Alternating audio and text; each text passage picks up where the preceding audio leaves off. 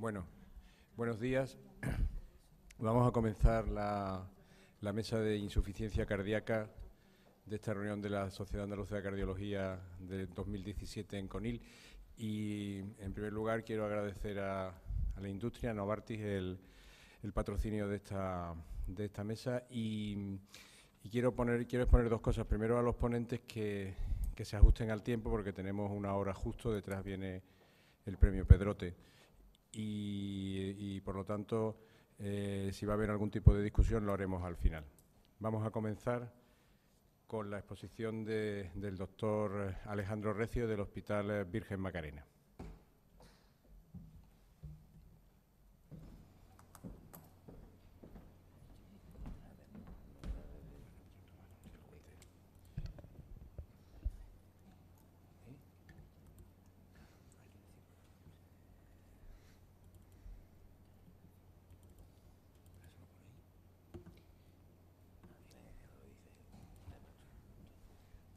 Bueno, buenos días a todos y gracias a los que habéis venido por el esfuerzo de estar aquí desde el primer momento. Me ha tocado a mí hablar de las novedades de insuficiencia cardíaca y puede ser un poquito árido, bueno, porque son muchísimas cosas las que han pasado este año y vamos a intentar hacer un resumen.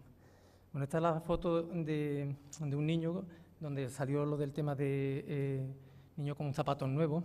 Era en el campo de concentración, este niño que no tenía nada más, le dieron estos zapatos nuevos y podéis ver la cara de felicidad que el niño tenía. Esto tiene una parte también buena, ver la cara de ilusión, y otra parte mala, que es ver en el entorno donde el pobre chico estaba. Pues esto es un poco lo que pasa con la guía cuando llegó el 2016, que podemos decir que lo más importante que ha pasado es la aparición de la guía de la Sociedad Europea de Cardiología, donde para los cardiólogos, bueno, pues como lo dice la guía, pues todos felices porque ya tenemos unas nuevas guías. Pero tiene su contrapunto en que sabemos que la insuficiencia cardíaca sigue siendo una enfermedad de una elevada prevalencia, con una incidencia también que va aumentando, aunque sea un poco variable según los países, pero la cuestión es que va aumentando continuamente y se está convirtiendo en un problema de salud pública a nivel mundial. Y además sabemos que tiene un impacto devastador en la morbimortalidad de nuestros pacientes, ya que a los 5 años se calcula que un 50% de los mismos habrán fallecido. Estas son las guías, muchas páginas, muchas recomendaciones, distintos niveles de evidencia. Hay que un 41% de nivel de evidencia 1. Lo que sí es que seguimos teniendo aquí, esto no va, bueno, un 52% de la guía, como veis, es nivel de evidencia C, es decir, que son recomendaciones de expertos. ¿Y qué es nuevo en insuficiencia cardíaca, en la crónica? Bueno, por un lado, la aparición de una nueva definición y clasificación de la insuficiencia cardíaca, el diagnóstico, en el cual la probabilidad clínica sigue estando muy presente, pero ya se mete de lleno lo que serían los niveles de BNP y el valor de la ecocardiografía, el algoritmo del tratamiento que ha cambiado, en parte por la introducción de un nuevo fármaco y el resultado del estudio Paradigm. El tratamiento de las comorbilidades se le da especial atención en estas guías, en donde podemos ver la entrada de lleno también de un nuevo fármaco en base a los resultados de un estudio suyo, y también han cambiado las indicaciones para la resincronización. Vamos a empezar con los biomarcadores.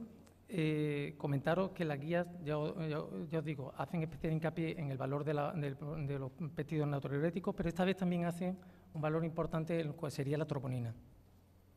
Así, en el algoritmo diagnóstico, la sospecha clínica sigue siendo muy importante, pero dado el valor predictivo negativo tan elevado que tiene el ProBNP, es pilar fundamental del diagnóstico.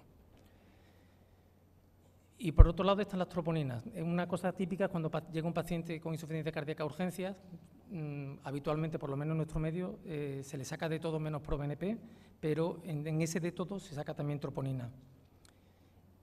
La tenemos, y ahora, ¿cuál es el significado real de esa troponina? Las mismas guías nos dicen que hay que sacarla, pero ¿qué significado es el que tenemos?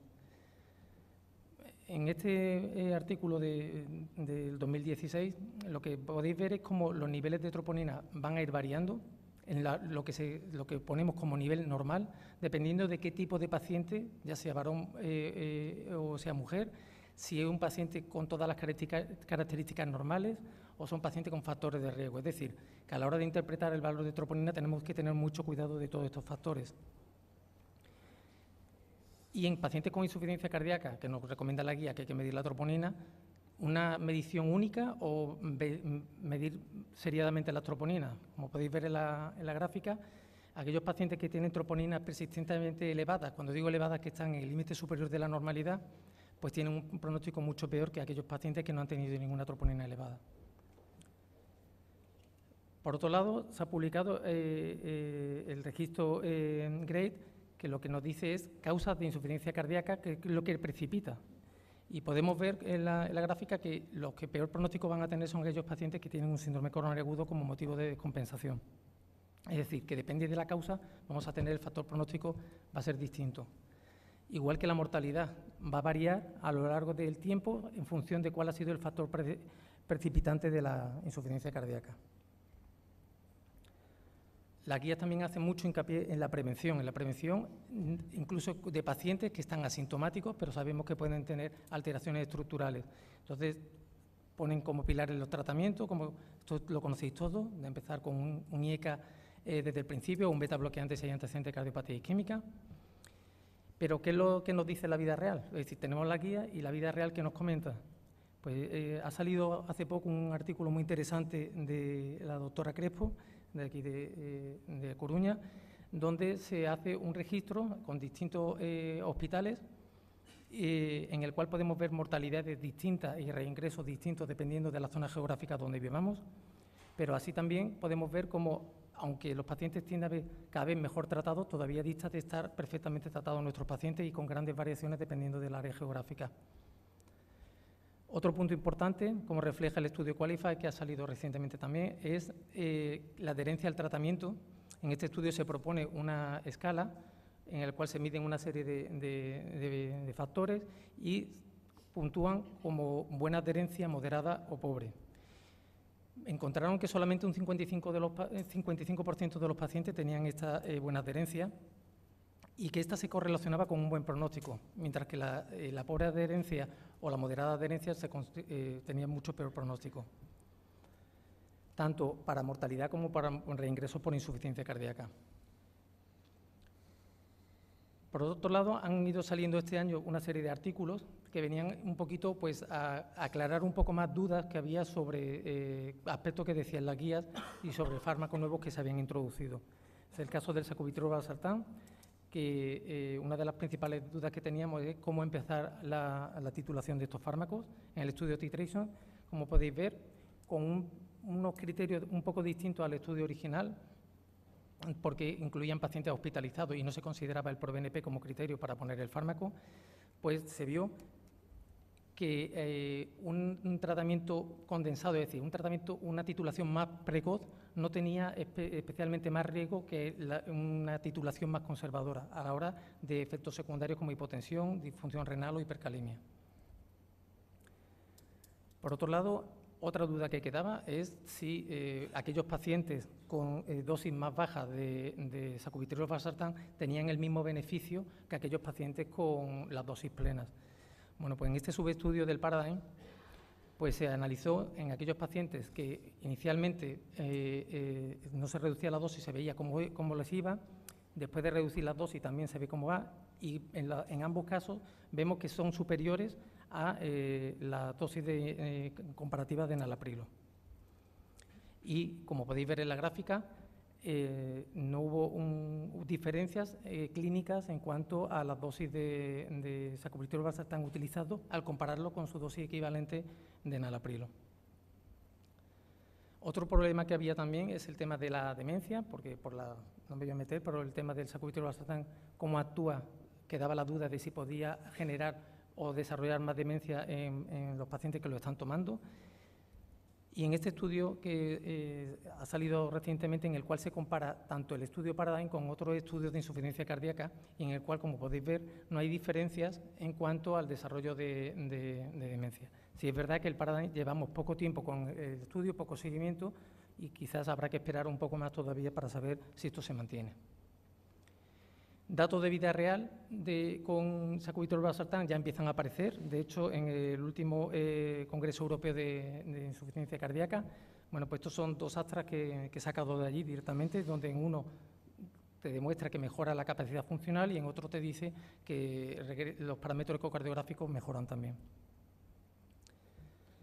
Ahora pasamos a hablar de comorbilidades, que bueno, en el puzzle del manejo del paciente de insuficiencia cardíaca son una serie de... Cada vez tenemos más cosas que tenemos que tener en cuenta porque sabemos que van a mejorar el pronóstico si tratamos bien estas comorbilidades. Nos vamos a centrar en diabetes y anemia. En diabetes, como he comentado, recientemente han salido dos estudios en el que se ha estudiado empagliflozina y liraglutide, en el cual podéis ver, comparado con fármacos tradicionales de insuficiencia cardíaca, cómo mejoran el pronóstico de nuestros pacientes. Ha salido un subestudio del ensayo clínico en Parret-Daucon, en el cual, si mirando específicamente los pacientes con insuficiencia cardíaca y los eventos por insuficiencia cardíaca, vemos cómo la adición de empagliflozina mejora el pronóstico de los pacientes.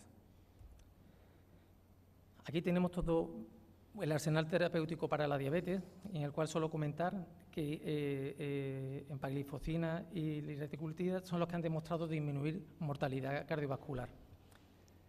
Pero en un estudio reciente que ha salido, en liraglutide, podemos ver cómo, aunque no empeora la fracción de eyección de los pacientes que están tomando este fármaco, lo que sí se ha visto es que tienen numéricamente mayor número de eventos adversos, incluso se vio un aumento significativo de la frecuencia cardíaca, lo cual hace poner un poco en duda si el efecto de liraglutide es igual para pacientes sin insuficiencia cardíaca que con insuficiencia cardíaca. En cuanto al hierro, ha salido también hace poco un metaanálisis en el cual viene a confirmar los estudios que tenemos en que en insuficiencia cardíaca reduce mortalidad y el número de reingresos. Y en cuanto a los dispositivos, tenemos que los criterios para resincronizar han cambiado en estas guías y en base a esto ha salido también un estudio en el cual nos dice, no sé si se ve bien en la gráfica, donde a partir de un nivel que es el que nos dice las guías actualmente, de los 150 milisegundos, es donde realmente empezamos a encontrar cambios en la mejora del ventrículo izquierdo y también cambios en cuanto a la función del mismo.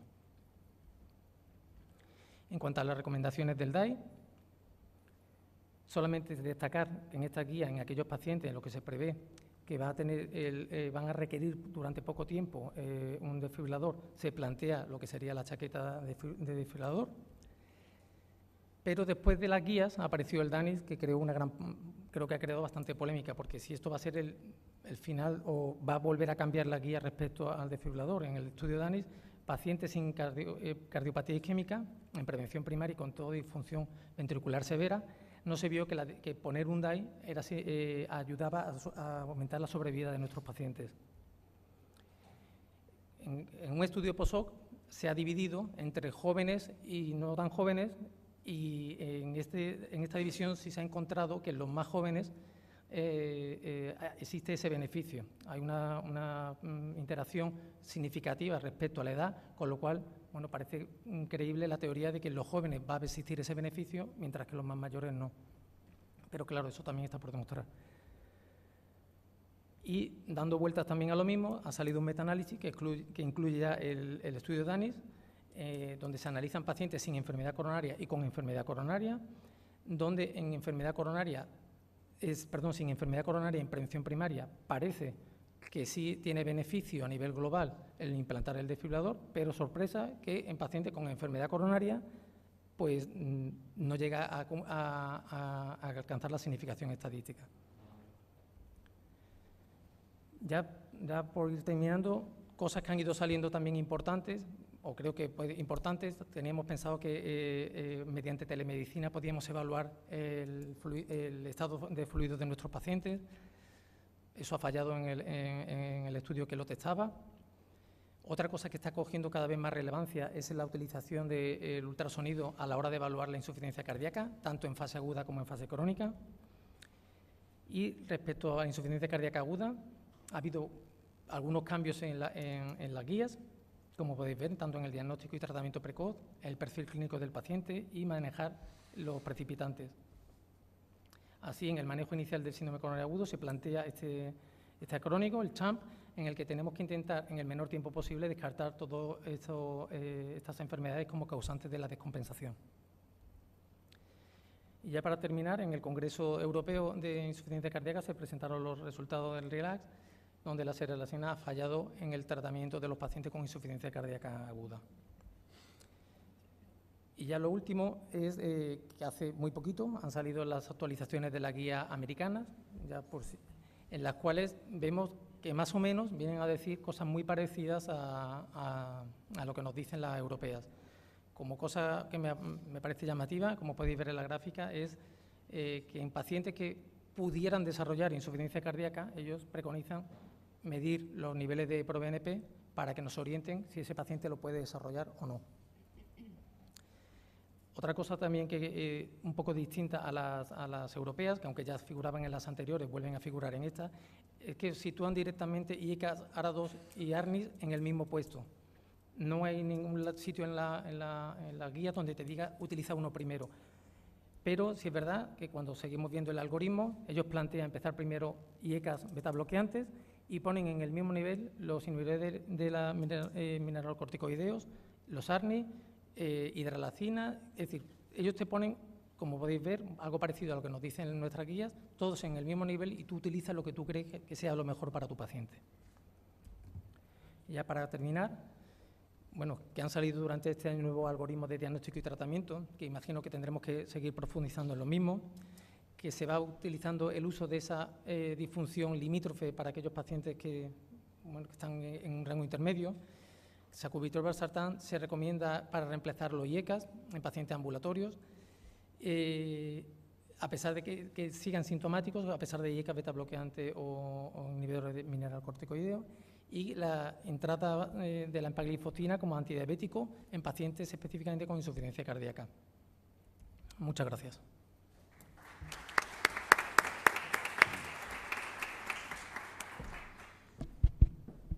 Gracias, Alejandro, por ajustarte también a tu tiempo. Y pasamos a la segunda presentación. Para mí es un placer presentar a la doctora Durán Torralba del Hospital Alto Guadalquivir de Andújar, que nos va a hablar de en qué situación nos encontramos en el manejo de la insuficiencia cardíaca con función preservada y el manejo de las comorbilidades.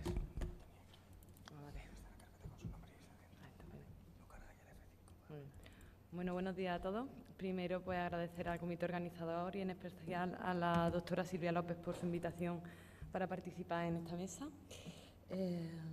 Vamos a ver aquí. Porque esto no marcha. Ahí, bueno. Cuando comparamos las recomendaciones que nos dan la guía en cuanto al tratamiento de la insuficiencia cardíaca reducida con respecto a la insuficiencia cardíaca con función conservada, la primera frase que me vino a la mente es un tópico que dice que las comparaciones son odiosas. Y efectivamente es que son odiosas porque todos aquellos fármacos que utilizamos en los pacientes con disfunción sistólica y en los que hay bastante evidencia en cuanto a disminución a y mortalidad de estos pacientes, cuando lo hemos ensayado en pacientes con preservada, hemos visto que ni los IECAS ni los ARA2 han demostrado reducción ni en hospitalización ni en mortalidad. Tampoco ocurrió así con los beta bloqueantes. En el estudio TOPCAT con espironolactona tampoco hubo diferencias con respecto a placebo en cuanto a un endpoint primario de muerte por cualquier causa o muerte cardiovascular, aunque sí se observó una reducción de la hospitalización para los pacientes que tomaban espironolactona. Esto creó mucha controversia y de hecho ha dado lugar a que posteriormente pues, se haga un análisis post-hoc en el que se vio que pacientes que estaban incluidos en Rusia y en Georgia tenían características clínicas distintas a los pacientes que se habían incluido en América, y cuando se hacía un análisis de este subgrupo de pacientes americanos, ahí sí se observó que sí había beneficio pronóstico de la espironolactona, de forma que, bueno, quizá deberíamos de tomar, entre comillas, los resultados neutros del TOPCAT. Otros fármacos que se han ensayado también pues sin ningún resultado han sido los inhibidores de la 5-fosfodiesterasa para los pacientes que presentaban hipertensión pulmonar. El mononitrato de isosorbide tampoco demostró ni mejora en la actividad física medida por acelerómetro, ni en el test de los 6 minutos, ni en calidad de vida, ni en niveles de NT-proBNP. Y el último varapalo que nos hemos llevado ha sido pues, con la ivabradina, que se presentó en el Congreso Europeo de este año, en el que, a pesar de que la ivabradina es un fármaco estupendo para reducir la mortalidad, y basándonos en la hipótesis de que prolongar la diástole en estos pacientes mejoraría el llenado, pues vemos que en los endpoints principales, que era modificación del EE', cambio en el test de los 6 minutos y mejoría en el NT-proBNP, pues no sostuvieron ningún resultado con respecto a placebo. Y quizás, si podemos hacer una crítica a todos los ensayos en los que, de todos estos fármacos en preservada, podríamos decir que muchas veces es difícil diagnosticar qué es la insuficiencia cardíaca con fracción de eyección preservada, porque no es hasta la guía de 2016 cuando ya sí nos establecen unos criterios clínicos, unos criterios claros para definir la fracción de eyección preservada, que tiene que ser signos y síntomas, junto con una fracción de eyección por encima del 50%, péptidos natriuréticos elevados y además, o bien alteración estructural en la eco o demostración de disfunción diastólica. Y también nos dicen las guías que estos pacientes son distintos y tienen un comportamiento diferente a los pacientes que tienen una fracción de eyección intermedia. Pero no solo eso, sino que estudios recientes también han demostrado que pacientes con fracción de eyección recuperada, es decir, que previamente tenían disfunción sistólica y que ahora tienen una fracción de eyección normal, tienen mucho mejor pronóstico que aquellos pacientes con insuficiencia cardíaca con fracción de eyección preservada, que por otro lado suelen ser mucho más mayores, con mayor porcentaje de mujer y además con mucha mayor comorbilidad. Cuando se analiza la carga de hospitalización después de un ingreso por insuficiencia cardíaca aguda, vemos que el pronóstico entre disfunción sistólica y diastólica es muy similar en cuanto a la mortalidad por cualquier causa y también es muy similar en ambas en cuanto a las tasas de rehospitalización. Pero cuando mediante un análisis de eventos repetidos vemos de qué ingresan nuestros pacientes con preservada, vemos que es casi que de forma llamativa las rehospitalizaciones se producen principalmente por causas no cardiovasculares. Y cuando analizamos de qué mueren estos pacientes, pues también hay diferencias. Cuando los pacientes con fracción de eyección reducida, la mortalidad es principalmente pues, por fallo de bomba o por muerte súbita. En el caso de nuestros pacientes con preservada, la carga, digamos, de comorbilidad también influye en la mortalidad de estos pacientes. Entonces, es por eso que entendemos que las recomendaciones que nos dan las guías para el tratamiento de estos enfermos se basen principalmente en el abordaje de comorbilidades para intentar mejorar el pronóstico y luego el uso de diuréticos para manejar la sobrecarga de volumen y así aliviar los signos y síntomas. En cuanto a qué nos dice la reciente actualización de la guía americana, también va todo más o menos en ese sentido, en abordar la comorbilidad y bueno, iré luego, dependiendo de cada ítem, viéndolo con más tranquilidad. Podemos entender quizá por la insuficiencia cardíaca preservada como una amalgama de comorbilidades que a la vez son causa y consecuencia y que tienen gran interacción entre ellas y en la que no solamente estas comorbilidades influyen en la progresión de la insuficiencia cardíaca, sino que el hecho de estar en insuficiencia cardíaca estos pacientes hacen que la progresión de esas mismas comorbilidades pues influya, ¿no?, en el pronóstico. Y por ir analizándola una a una, empezar por la hipertensión, porque es quizá uno de los principales factores de riesgo para el desarrollo de insuficiencia cardíaca preservada. Y bueno, no voy a decir cómo hay que tratar la hipertensión en estos pacientes, pero sí decir que quizá la importancia radique en tratar en fase inicial, en estadios A y B, la hipertensión y además tratarla de manera agresiva, porque según como nos vino a demostrar el estudio SPRINT, en pacientes hipertensos que no eran diabéticos y en los que se establecía pues, un objetivo de un tratamiento intensivo para conseguir una sistólica por debajo de 120, se veía como eso mejoraba en el resultado en cuanto a reducción de mortalidad y a reducción de eventos cardiovasculares. En un editorial posterior, cuando además se combinan los datos del SPRINT con los datos de la CORD, que es un registro de menos potencia estadística, pero que sí incluía pacientes diabéticos, vemos cómo el manejo intensivo pues, sigue siendo fundamental para reducir endpoints tan importantes como infarto de miocardio, ictus o insuficiencia cardíaca. ¿Y qué nos dice la guía ya en pacientes en estadio C con insuficiencia cardíaca con fracción de eyección preservada? He traído esto porque es la primera guía que sí te establece un límite o un objetivo de tensión. Estos pacientes nos dicen que tenemos que mantenerlos por debajo de 130 milímetros de mercurio. La sistólica nos dicen que en cuanto al tratamiento, por supuesto, evitar los nitratos. Y he marcado esto porque ya parece interesante que nos dicen que iniciemos con IECO o ARA2 el tratamiento de estos pacientes, pero ya van posicionando a los ARNI como una posible herramienta terapéutica para tratar a estos pacientes.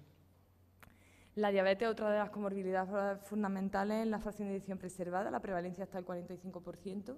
La resistencia a la insulina en la situación de hiperglucemia va a favorecer una disfunción mitocondrial, una activación del sistema renina-angiotensina, un estrés oxidativo, alteración en la homeostasis del calcio y una mayor proporción de ácidos grasos libres que influyen en la fibrosis, en que haya más depósitos de colágeno y influye en la rigidez miocárdica. El objetivo es mantener glicadas en torno a 7, ya que se ha visto que glicadas más bajas y más altas sí se asocian con mayor mortalidad. Y cuando vemos qué impacto tiene la diabetes en cuanto a la diferencia entre pacientes con fracción de eyección reducida y preservada, vemos cómo los pacientes diabéticos en preservada incrementan el riesgo de mortalidad cardiovascular y hospitalización, pero sobre todo a expensas de hospitalizaciones por insuficiencia cardíaca. Y hemos visto cómo en los últimos años se ha desarrollado, ha habido un amplio desarrollo en cuanto a los tratamientos antidiabéticos no insulínicos, como los análogos de la GLP-1, los IDPP-4, pero sí he querido traer quizá pues, lo que más a nosotros como cardiólogos nos ha impactado, que son los inhibidores de la SGLT2. En el estudio en Parés con empaglifosina ya se supuso un antes y un después porque era la primera vez que una hipoglucemia anteoral demostraba reducción de mortalidad cardiovascular y hospitalización por insuficiencia cardíaca. Y en el americano de este año se presentaron ya datos de vida real en el que, utilizando 3 inhibidores de la SGLT2 diferentes, se vio como esos resultados del ensayo clínico en Parés, luego cuando lo llevamos a práctica clínica real se mantiene en cuanto a reducción de insuficiencia cardíaca, mortalidad por cualquier causa y en el endpoint combinado. Otra de las comorbilidades importantes es la fibrilación auricular. La prevalencia de la fibrilación auricular en la fracción de eyección preservada en los ensayos hasta el 30%. Ambas van de la mano en cuanto a que comparten factores de riesgo comunes como la hipertensión, la edad, la obesidad y la apnea del sueño. También el mecanismo fisiopatológico que lo origina es común, es decir, esa inflamación sistémica, activación neurohormonal, disregulación del sistema renina-angiotensina, no solamente desarrolla insuficiencia cardíaca con fracción de eyección preservada, sino que contribuye en la fibrosis atrial y en la alteración del remodelado eléctrico que da lugar a la FA. Y una vez establecida entre las dos entran en un círculo vicioso, de forma que la insuficiencia cardíaca colabora en la persistencia de la fibrilación auricular y la fibrilación auricular además pues ya en estos pacientes reduce el llenado ventricular y además altera la disfunción diastólica. Comparten también signos y síntomas, muchas veces es difícil saber los síntomas a qué son atribuibles y en cuanto a las recomendaciones del tratamiento, lo que de momento lo único que ha demostrado mejorar el pronóstico es la anticoagulación de estos pacientes, modificar la enfermedad con tratamiento antihipertensivo, tratar la isquemia y manejar las comorbilidades y luego como tratamiento farmacológico los diuréticos, conseguir un control del ritmo, un control de frecuencia, y el control del ritmo en casos seleccionados. Y sí he querido traer en cuanto al abordaje de las comorbilidades este estudio porque quizá la obesidad que va a dar lugar a mayor hipertensión, diabetes, mayor apnea del sueño, como el tratar la obesidad con una estrategia de dieta y ejercicio puede influir en el desarrollo de fibrilación auricular. De forma que este estudio, en los que se incluía pacientes con un índice de masa corporal por encima de 27, cuando se hacía un tratamiento dietético y combinado con el ejercicio se conseguía un objetivo de pérdida de peso por encima del 10%, eso implicaba un impacto en el pronóstico en cuanto a mantener más tiempo libre de fibrilación auricular y mucha menos necesidad de tratamiento antiarrítmico. Y es que esos programas de pérdida de peso van a influir en la modificación del sustrato, esa pérdida de peso es dosis efectiva, va a mejorar el perfil metabólico del paciente y va a mejorar también el remodelado. Y una de las cosas interesantes de este estudio fue también que valoraron cómo es la fluctuación del peso a lo largo del año, de forma que se vio que pacientes en los que había mucha fluctuación de peso en el año, pues ese beneficio de la reducción de peso en sí pues se reducía. Normalmente nuestros pacientes con preservada son pacientes con edad bastante avanzada, entonces con muchas comorbilidades, y normalmente nos planteamos una estrategia de control de frecuencia. Pero quizás en pacientes jóvenes, en casos seleccionados que están muy sintomáticos, nos podemos plantear pues, un control del ritmo y en algunos de ellos incluso realizar un procedimiento de ablación. En este estudio que intentó explicar intentó explicar el efecto de la ablación en pacientes con preservada, se vio que los pacientes que se mantenían en ritmo sinusal después de la ablación no solamente mejoraban parámetros de función sistólica, sino también parámetros de función diastólica con respecto a los que se mantenían en fibrilación auricular.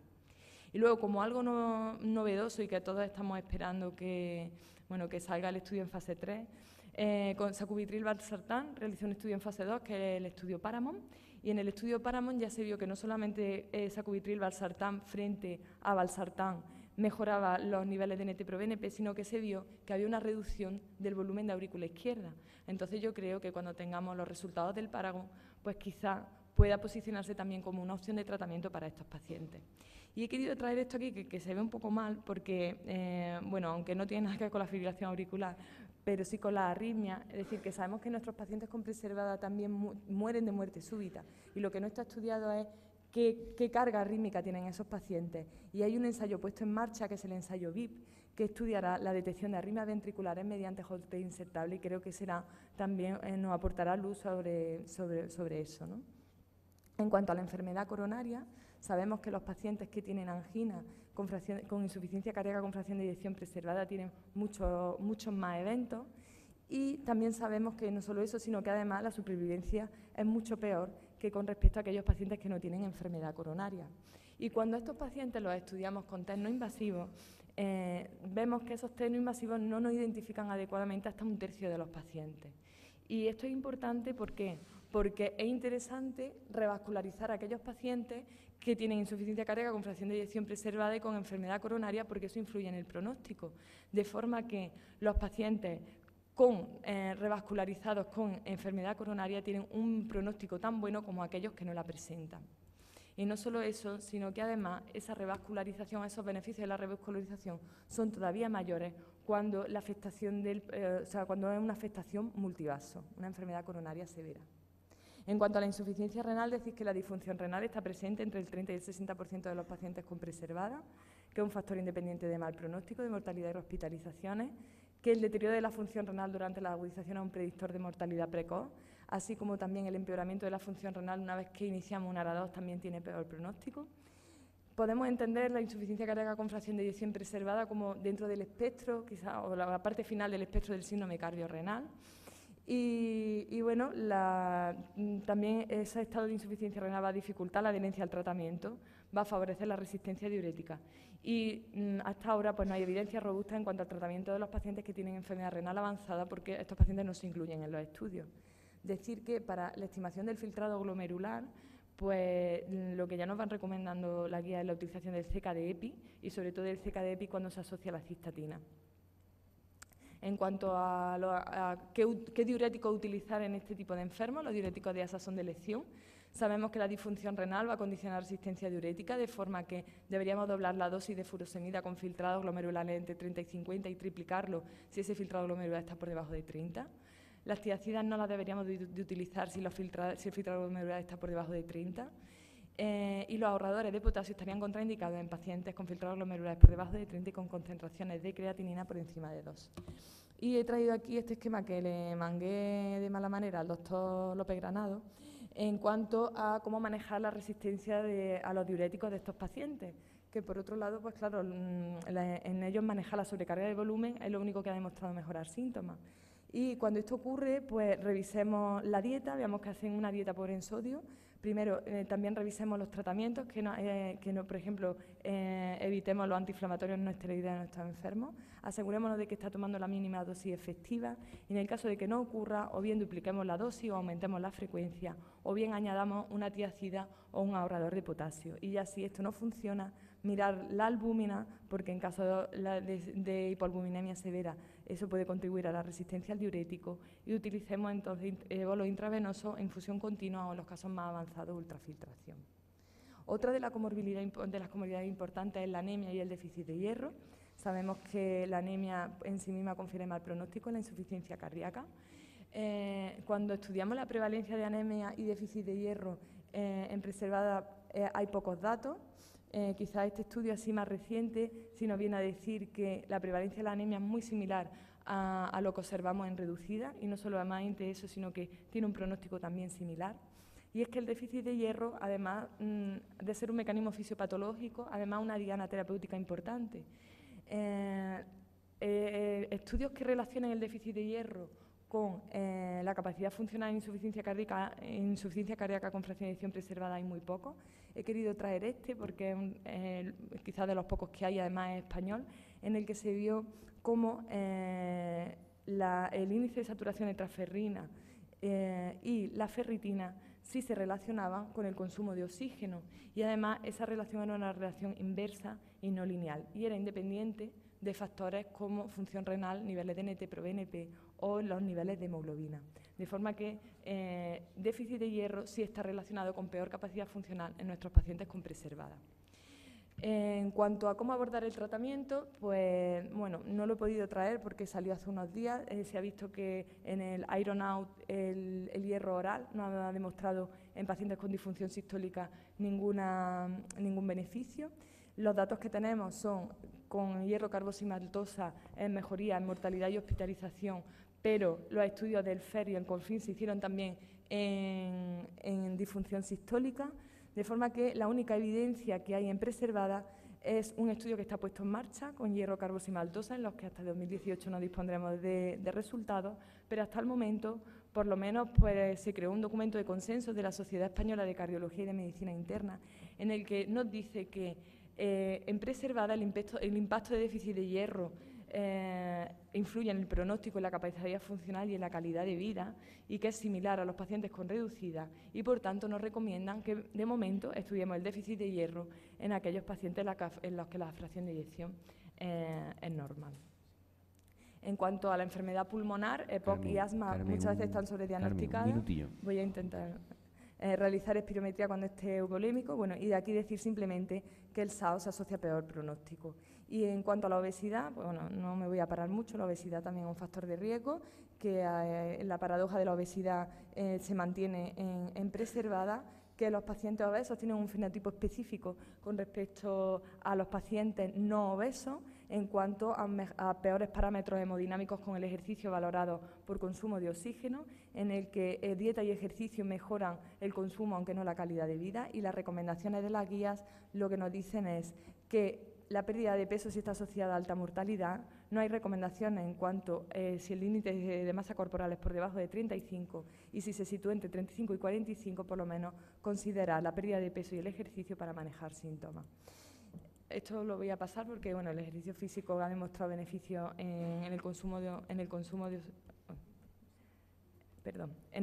oxígeno y en la calidad de vida. Y en el futuro, pues también por ir rápido, yo creo que todas las esperanzas están puestas en sacubitril/valsartán, en el estudio Paragon, en el estudio con hierro carboximaltosa y luego en el Optimize, ¿no? Donde la intervención sobre las comorbilidades, valoraremos si la intervención sobre las comorbilidades frente a manejo convencional va a influir en el pronóstico. Y así como puntos clave a modo de resumen, decir que los fármacos con impacto en la morbimortalidad de pacientes con reducida no han demostrado beneficio en los pacientes con conservada.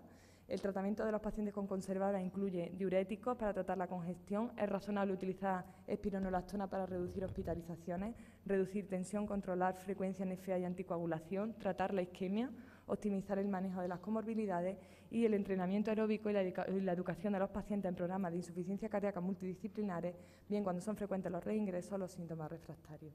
Y esto como reflexión final, es decir que quizás deberíamos de cambiar la perspectiva, porque la insuficiencia cardíaca con fracción de eyección preservada no es la misma enfermedad en todos los pacientes. Estamos evolucionando hacia un modelo emergente fisiopatológico, donde entendiendo como un síndrome general proinflamatorio que influye no solo a nivel cardíaco, sino a otros niveles, que la propuesta de establecer fenotipos para establecer estrategias de tratamiento y quizá el abordaje multidisciplinar e integral de estos pacientes. De manera que no podemos guiar al viento, pero podemos cambiar la dirección de las velas. Muchas gracias.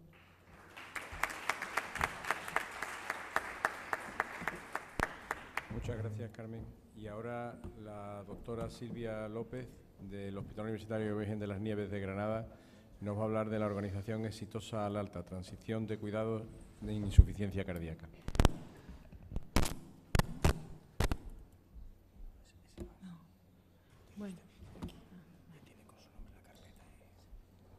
Bueno, pues buenas tardes. Ante todo, pues agradecer al comité científico y organizador la oportunidad de estar aquí en CONIL hoy. Y bueno, pues vamos a hablar de la organización exitosa del alta, cómo podemos organizarlo para poder hacer que el paciente no reingrese, y de la transición de cuidados. Como contenido vamos a volver a incidir en la importancia de la insuficiencia cardíaca y el manejo en los programas de insuficiencia cardíaca que tienen evidencia científica 1A. Vamos a ver qué nos dicen las guías sobre esta necesidad de continuidad. Vamos a ver qué modelos tenemos y hacia dónde nos deberíamos dirigir. Vamos a comentar un proyecto de coordinación de atención especializada con atención primaria que estamos intentando iniciar en el distrito del hospital nuestro en Granada, y por último pues un pequeño caso clínico de aplicación de este proyecto a la práctica clínica diaria. Esto, como ya han comentado otros compañeros y por motivos de tiempo pues vamos a ir un pelín más rápido, pues es que tenemos un problema encima importante con una gran prevalencia, con un 50% de mortalidad a los 5 años y con una gran comorbilidad que hace falta que tratemos. La insuficiencia cardíaca es la causa más frecuente de hospitalización en mayores de 65 años. Es un gasto económico importantísimo, del 3,8% del gasto sanitario. Supone de media 2 visitas a urgencias. El mayor gasto se hace, el 70% del gasto es debido a las hospitalizaciones. Por tanto, cualquier programa tiene que intentar reducir los reingresos, que además disminuyen la calidad de vida de los pacientes. Y es que además la insuficiencia cardíaca va a más. El número, según los últimos registros, esto son datos del Recalcar, de las hospitalizaciones en 2012-2013, en relación a 2007 habían aumentado un 24% del total. O sea que el número de hospitalizaciones anuales va cada vez a más. Tenemos un problema importante.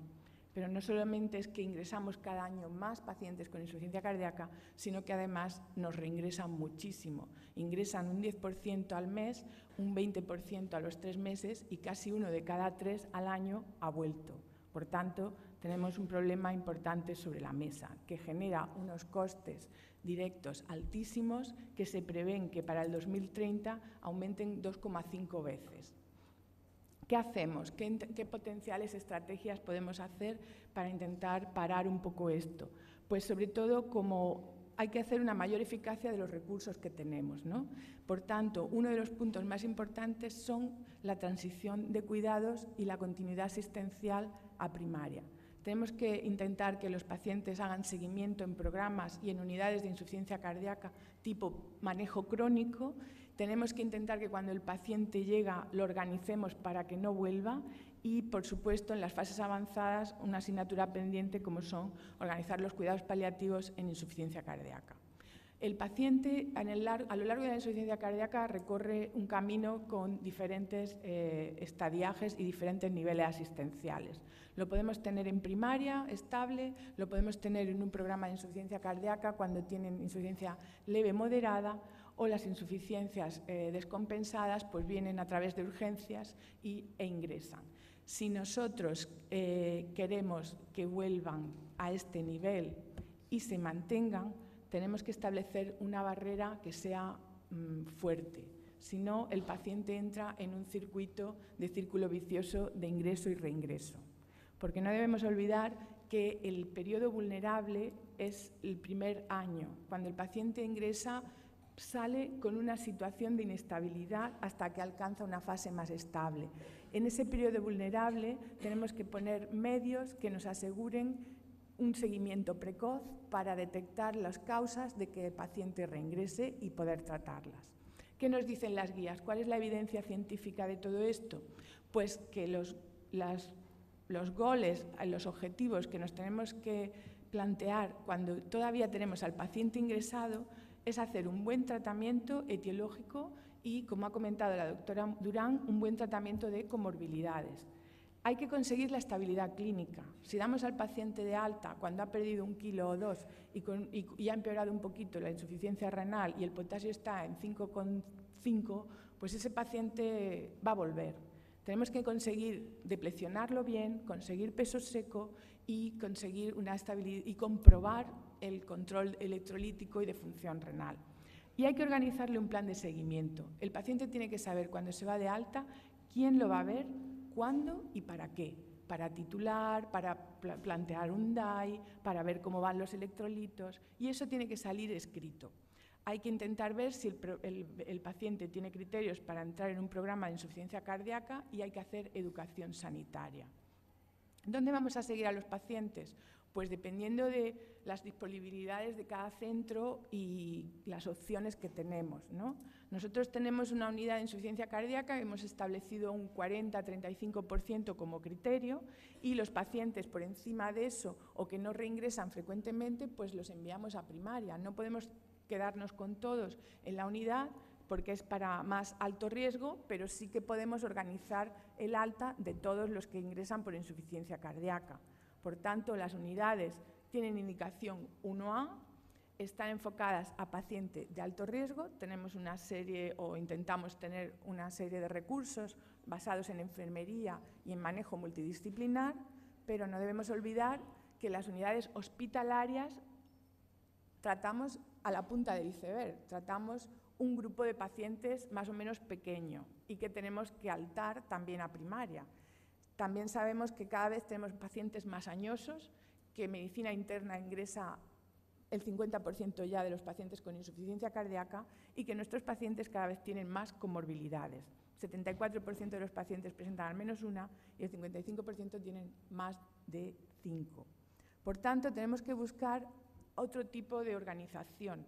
Podemos quedarnos con los de alto riesgo en un tipo de unidad hospitalaria, pero tenemos que conseguir que la comunidad, que el sistema de primaria trabaje con nosotros y establecer un proceso asistencial que podamos dar de alta y ofrecerle una serie de cuidados posalta a estos pacientes que salen. Tiene que ser una atención coordinada, tipo enfermo crónico y centrada en la educación sanitaria y el autocuidado. Este manejo funciona mejor, incluso da mejores resultados que el manejo de unidad insuficiencia cardíaca hospitalaria. Y el que mejor funciona de todos es el seguimiento intensivo del paciente por enfermería en domicilio. Y a ese es al que tenemos que llegar y eso tiene que ser de la mano de primaria. Por tanto, estos modelos se ha visto, están demostrados que funcionan, reducen reingresos y hospitalizaciones, como en el equipo del Hospital del Mar del Dr. Comín. Y para tener una transición exitosa hay que coordinar equipos. Hay que hacer un prealta activo, hay que asegurar una visita precoz de seguimiento al paciente y hay que planificar las transiciones. ¿Qué tenemos que hacer? ¿Qué significa proceso activo de planificación del alta? Pues significa que tenemos que preguntar las condiciones del paciente y saber sus limitaciones cuando llegue a casa. Si no le preguntamos, pues no vamos a poder actuar sobre esas barreras. Tenemos que saber la situación social, si tiene cuidador, si tiene escaleras, todo eso hay que preguntarlo. Y hay que desarrollar actividades posalta adaptado a esas necesidades. Hay que reconciliar siempre la medicación. No vale poner lo típico, ¿no? He cambiado 3 cosas, resto de tratamiento igual. Eso es tan fácil, pero luego el paciente se hace un lío, no sabe cuáles las que tomaba, las que les has cambiado. Entonces hay que hacer listados de esto es el tratamiento actual y esto anula lo anterior y poner todo lo anterior más lo nuevo. Hay que enseñar al paciente a la educación sanitaria y darle material de soporte para que repasen en casa.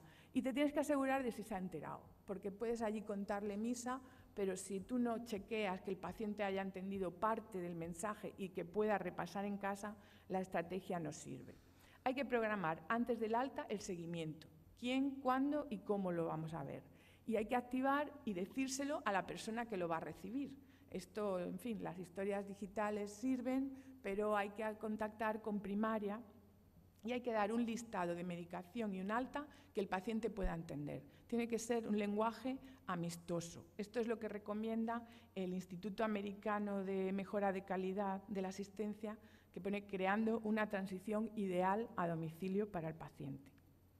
Entonces, este es nuestro proyecto. Os voy a comentar un poco lo que en Granada desde el año pasado estamos haciendo. Hemos hecho un grupo de trabajo con primaria y hemos establecido unas estrategias de qué tenemos que hacer nosotros en planta antes de que se vaya y qué van a hacer ellos como seguimiento precoz con el paciente que no va a la unidad de insuficiencia cardíaca, que más o menos tiene un seguimiento ya más protocolizado y precoz.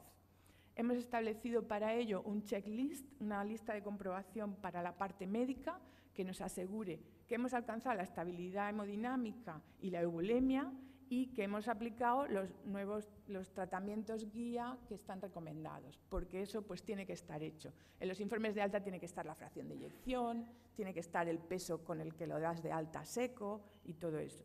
Luego, en planta, hemos establecido 2 tests para valorar el autocuidado y si el paciente es frágil o pluripatológico, que son muchos, pues que lo hagamos el alta vía enfermera gestora de casos. Y luego hemos establecido una educación sanitaria básica en planta para luego reforzar, pero que incluya un tríptico y sobre todo 3 mensajes solamente, pero fundamentales, que lo haga enfermería de planta. Dieta sin sal, no hábitos tóxicos, control de peso diario y adhiérase al tratamiento farmacológico hasta que alguien lo vea, ¿no? Como 3 mensajes muy claros y centrarnos en eso porque el paciente pues, está ingresado, no están con las capacidades más adecuadas, ¿no? Este es el de parte de enfermería, un checklist para ver si se ha valorado integralmente, si se han detectado barreras, si se ha hecho esa educación pequeñita y un poco cómo se va a planificar el alta vía gestora de casos o no. Y luego, cuando sale el paciente y no va a la unidad de insuficiencia cardíaca porque no se considere de alto riesgo, pues irá a primaria. Pues hay que hacer un seguimiento precoz. Primaria se ha comprometido a hacer a las 48 horas, enviar a una enfermera a domicilio o que el paciente vaya al centro de salud, a los 7 días lo ve por primera vez el médico, se hace una analítica y empieza a titular. Luego, a los 15 días, al mes, 6 meses y al año, que es el periodo de vulnerable que hemos visto. Hemos establecido también unas hojas de ayuda para que comprueben un poco lo que más nos importa, ¿no? A las 48 horas, pues ¿qué tiene que comprobar la enfermería? Pues tiene que comprobar si se está pesando, si se sabe los signos de alarma por los que avisar, si hace la dieta y si está tomando el tratamiento. Si se encuentra bien y hace esto, pues seguimos. En la hoja de visita médica también hemos establecido un poco las comprobaciones, pero ya con analíticas y un poco los parámetros básicos. Y luego pues hemos hecho protocolos de titulación conjunta para primaria, con fracción de eyección reducida y con fracción de eyección preservada. Hemos establecido unos cuestionarios parecidos a los nuestros para tener las cosas de forma homogénea y les hemos ofrecido la educación sanitaria que nosotros hacíamos en la unidad de insuficiencia cardíaca para que ellos la hagan o individual o en talleres. En algunos centros van a poder hacer talleres, pero en otros están lejos y hacen solo educación individual con la enfermera referente. Y un poco para que veáis un caso clínico de esto, de cómo se puede aplicar todo esto a nuestro día a día, pues os he traído un caso de una paciente de 86 años que ingresa en planta de cardiología por un cuadro de insuficiencia cardíaca descompensada. Era hipertensa, diabética, un poquito obesa y ya previamente había tenido unos edemas en un contexto de sobreinfección respiratoria. Vivía sola, pero tenía funciones superiores conservadas, le dolían las rodillas y caminaba poco. Tomaba su tratamiento habitual con un IECA, antidiabético, aspirina y protector.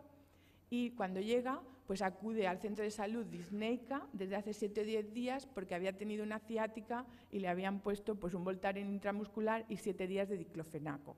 Cuando llega está justita, está hipertensa, está rápida, se ausculta arrítmica, tiene un poco de insuficiencia renal moderada, el BNP en 1300, no tiene signos de desviación izquierda ni anemia, dímero D normal, troponina normal.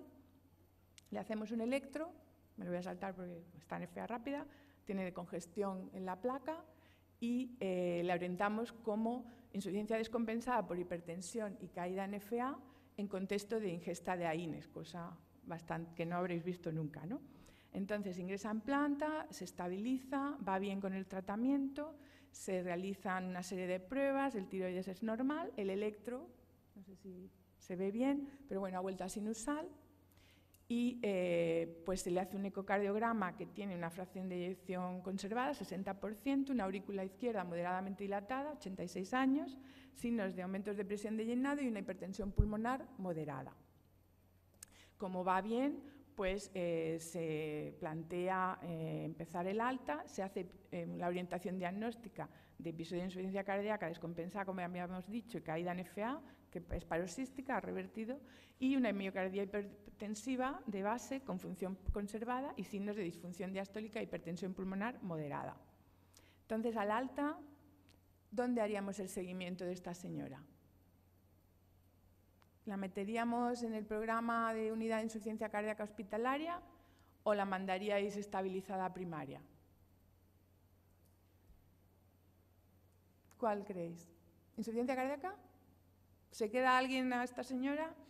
Justilla, ¿no? Preservada, 86 años, la hemos estabilizado. Bueno, pues la mandamos a primaria, ¿no? Pero la mandamos con una serie de garantías, ¿no? ¿Qué hacemos? ¿Ponemos tratamiento farmacológico, que es lo que solemos hacer y ya está? ¿O hacemos algo más? Pues habría que hacer una serie de valoraciones, como hemos dicho, ¿no? Habría que ver si tiene posibilidad de ser frágil y pluripatológica, si necesita una gestora de casos o si tiene capacidad de hacer una educación sanitaria y aprender un poquito de su patología. Le hicimos el índice de BRAS, que la señora, como decíamos, mantiene funciones superiores conservadas, tampoco era una reingresadora, era un episodio más o menos inicial, no necesita una gestión de casos, se puede enviar vía normal. Pero cuando le hicimos el test de autocuidado de la escala europea, pues resulta que la señora pues no se pesaba nunca ni sabía que había que pesarse. Comía con sal, bebía agua, no sabía con quién contactar si se encontraba mal. Tomaba la medicación pero no se vacunaba y no hacía ejercicio. Por tanto, 44 de 60, el autocuidado era bastante malo y sí necesita hacer educación y sí necesita que en el alta le pongamos medidas no farmacológicas y se refleje todo esto. Dieta pobre en sal, dieta hipocalórica, explicarle los fármacos perjudiciales. La señora le habían dado los AINES y ella pues se los había tomado. Lista de control de peso, comenzar a caminar progresivamente y hacer una serie de ejercicios para motivarla, ¿no? O sea, todo esto, el alta tiene que empezar con medidas no farmacológicas, con las medidas farmacológicas habituales, el checklist para los médicos para comprobar que los tratamientos están correctos. Y luego llega el periodo vulnerable del alta. Al alta, pues primaria, tiene que recibir ese checklist que recibe primaria, también le sirve al médico de primaria, que siempre tiene muchísimo tiempo para cada visita, pues para hacerse una idea muy rápida de lo que ha pasado, ¿no? Es un primer ingreso, ha estado 7 días, es una hipertensiva, le han puesto AINES y lo liaron, fracción de eyección, NIJA habitual, peso previo, peso al alta, con lo que me encuentro, qué insuficiencia renal y se han hecho cambios de medicación. Eso es lo que yo me tengo que fijar como médico de primaria. Pues hago el seguimiento, como les hemos puesto unas frecuencias objetivos, sé que tengo que titular fármacos y le hemos dado unos esquemas de cómo titular que los hemos hecho de forma conjunta. Por tanto, como resumen, para llevar un poco a la práctica clínica esta continuidad asistencial, transición de cuidados, que suena así tan raro, ¿no? Pues comentar que los pacientes con insuficiencia cardíaca realizan un viaje clínico por los diferentes niveles asistenciales, van a venir, van a ir, van a ingresar. Hay que conseguir estabilidad clínica y tratamiento optimizado prealta. Hay que tener en cuenta los factores desestabilizantes y el autocuidado. Muchas veces el paciente no hace las cosas porque ni siquiera sabe que hay que hacerlas, no se le ha explicado nunca. La educación sanitaria prealta es fundamental y hay que reforzarla posalta. Hay que hacer comprobaciones porque todos vamos rápido y todos vamos justos de tiempo y las comprobaciones en listas rápidas son efectivas. Hay que comprobar lo que se ha hecho y hay que planificar lo que se va a hacer. ¿Quién, qué y dónde? Hay que conseguir un seguimiento estructurado y precoz ya sea en unidad de insuficiencia cardíaca, ya sea en primaria, porque tenemos muchos enfermos. Y hay que hacerlo con protocolos consensuados y homogéneos y comunes para que sean homogéneos y nos funcionen a todos. Así que nada más. Muchas gracias por su atención.